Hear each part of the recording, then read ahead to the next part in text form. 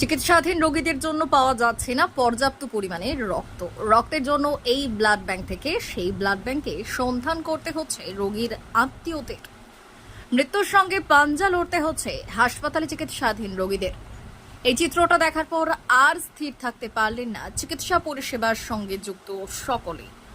গ্রীষ্মকালীন রক্তের সংকট দূরীকরণের জন্য এগিয়ে এলেন হাসপাতালে চিকিৎসক, নার্স ও অন্যান্য কর্মীরা। বৃহস্পতিবার সকালে ঝাড়গ্রাম গভর্নমেন্ট ও হাসপাতাল এবং ঝাড়গ্রাম জেলা ব্লাড ব্যাংকের যৌথ উদ্যোগে অনুষ্ঠিত হয়েছে রক্তদান শিবির। এই দিনের এই রক্তদান শিবিরে হাসপাতালে চিকিৎসক, নার্স এবং হাসপাতালের অন্যান্য কর্মীরা রক্ত দিচ্ছেন। তার পাশাপাশি হাসপাতালের কর্মীদের পরিবারের সদস্যরাও এই শিবিরে এসে স্বেচ্ছায় রক্তদান করছেন। রক্তদান শিবিরের উদ্বোধনী অনুষ্ঠানে উপস্থিত ছিলেন ঝাড়গ্রাম গভর্নমেন্ট মেডিকেল কলেজ ও হাসপাতালের MSVP Gautameshwar Majumdar, Jhargram government medical college ও হাসপাতালের সুপার ইন্দ্রনীল সরকার সহ অন্যান্যরা।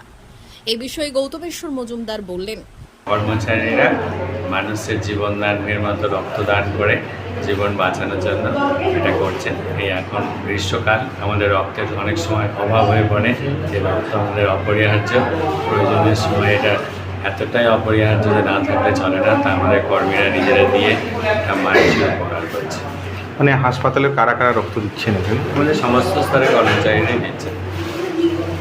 বলছি এই গ্রীষ্মকালে এই মানে রক্তদানের জন্য যুব সমাজকে আপনি কি বার্তা দিতে চান? যুব সমাজকে বলবো, রক্ত আমাদের প্রত্যেক 14 দিন অন্তর অন্তর নষ্ট হয়ে যায়। সেই রক্ত যদি আমরা কিছুটা পরিমাণে দিতে পারি, তাহলে অনেকের জীবন পুরোপুরি বেঁচে যাবে। প্রয়োজনের মুহূর্তে এর বিকল্প আর কিছু নাই। যেহেতু বিকল্প নাই, শুধু রক্তই রক্ত, সেই জন্যে রক্ত দেওয়াটা অপরিহার্য এবং দিলে মানুষের সত্যিকারের কোনো উপকার করা হয়।